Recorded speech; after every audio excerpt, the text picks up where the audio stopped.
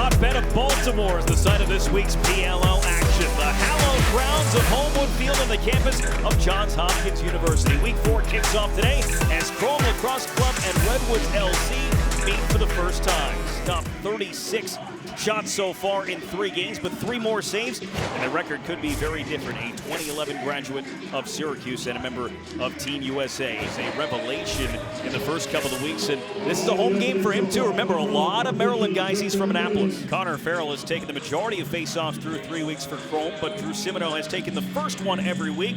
Neither did all that well last week against Trevor Baptiste, who is mentored by Greg Gorenlian, who they'll have to face here this afternoon. Gorenlian won 15 of 26 faceoffs last week without a violation. First faceoff guy to go without a violation for an entire game, and he wins the opening faceoff in a hurry. Henningberg, the quick look, and Peterson puts it in.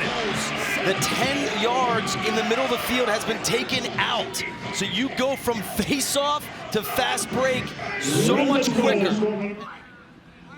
Danowski feeds it in tight, and Troutner out of his crease to make that stop.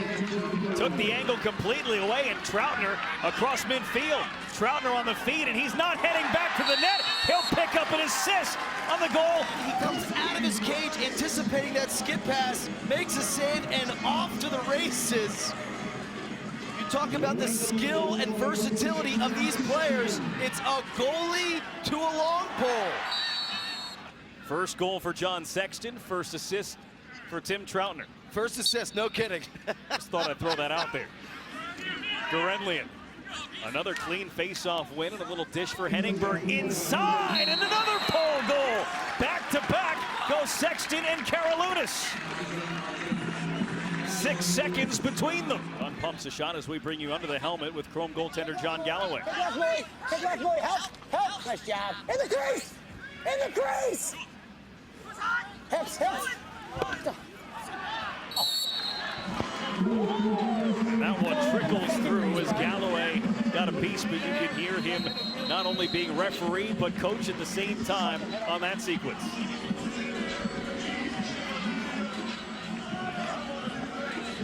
That's the MO on Wolf. Force him to his left. Let him take that. Much less accurate with his left hand. The shot from Rannigan. Rannigan, a heavy left-handed player. You can see some confusion behind the goal. He's able to get topside and his hands free. Back for Redwoods. And Glazer finds an open pole in the middle of the field. Eppel hopped like he wanted it to, then brings it inside, and the backhand shovel. Seems kind of harmless. And then the old backhanded low to high. As Wolf stumbles but stays on his feet, finds an open man. As Tuttle rolls around the back, Tuttle still with it, he scores! Tate, Garrett Eppel just makes a crucial mistake at goal line extended. So you'll see the initial rub. Tuttle is gonna dodge all the way to the left side, he's gonna circle all the way back. Eppel has the initial help here, but right here, you'll see him go over the head. That poor decision is what allows Tuttle to tuck. Timmy Turner, hang on. Hey, that's interference.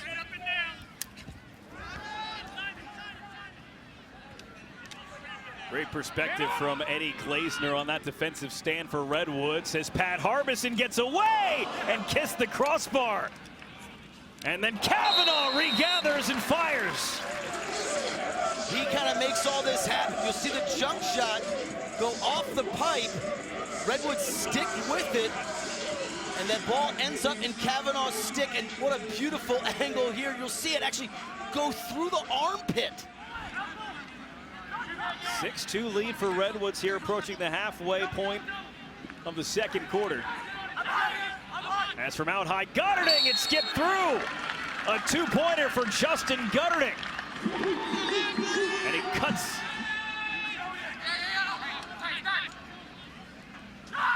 Wolf found an opening.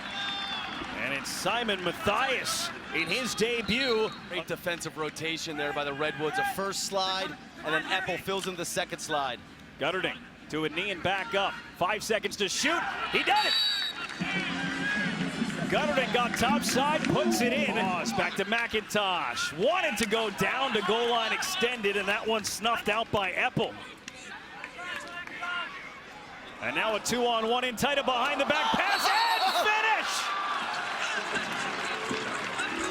You'll see Chrome, they think they've got something cooking in transition. Eppel, the pickoff, the incredible handle, he advances the ball.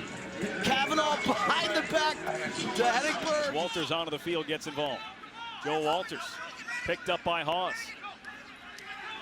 Walters backs his way in, the backhand shot goes! Well, in this instance, he's gonna keep it in his left. Brendan, how many backhanded goals have we seen today? Warrington finalist in 2006 at Maryland. And he comes here to a place where he's played many times before, and there's another pole goal, this time from Chrome, from Mike Manley, and from two guys on ball there with Simoneau. Just poor decision making. Back to Perkovic. Shot clock at 10. Perkovic finds an open Kavanaugh. Steps a little tighter. A dunk at the side of the goal.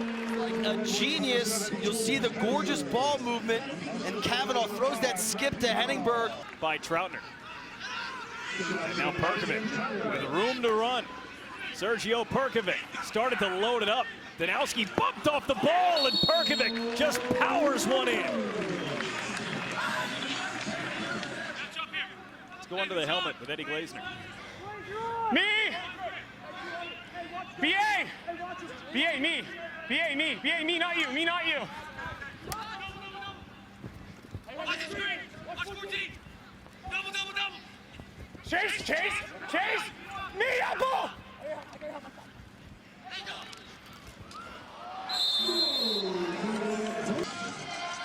But what a cool feature, being able to listen in on Glazner. You see the rollback by Gutterding. That generates a slide, and you can see Glazner hanging his head in shame because he was either the first slide and he didn't communicate that, or he was the second slide and he didn't get down the backside. Henningberg a little shimmy, but can't get away from Mullins. Now Henningberg initiates contact, gets the shot away. Creates some space. It's a hat trick for Henningberg, part of a 6-point day. More points today than he had in all 3 games combined as a member of Whipsnakes. Gorenlian, Peterson, Henningberg again! But a couple things of note. Let's just freeze it right here. You're going to notice this man rotated up to Gorenlian. That creates a reverse rotation. So that is the triangle, and all you've got to do is beat it with crisp ball movement. Gorenlian throws the skip to Peterson, then he goes back up top. You can see how scrambled the Chrome defense is. Kavanaugh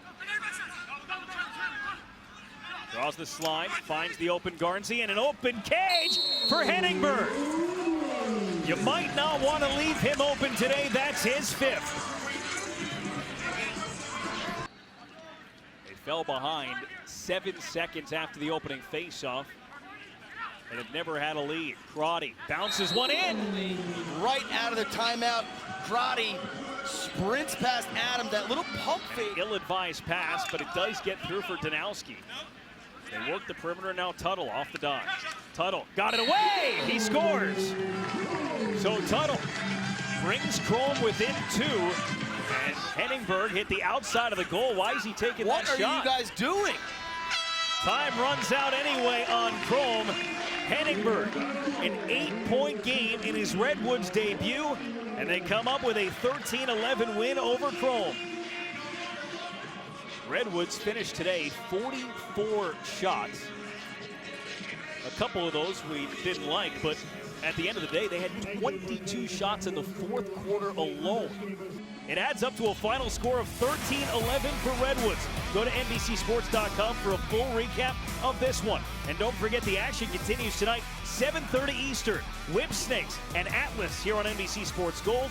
For Ryan Boyle and our entire NBC Sports crew, I'm Brendan Burke. Thanks for watching the PLL.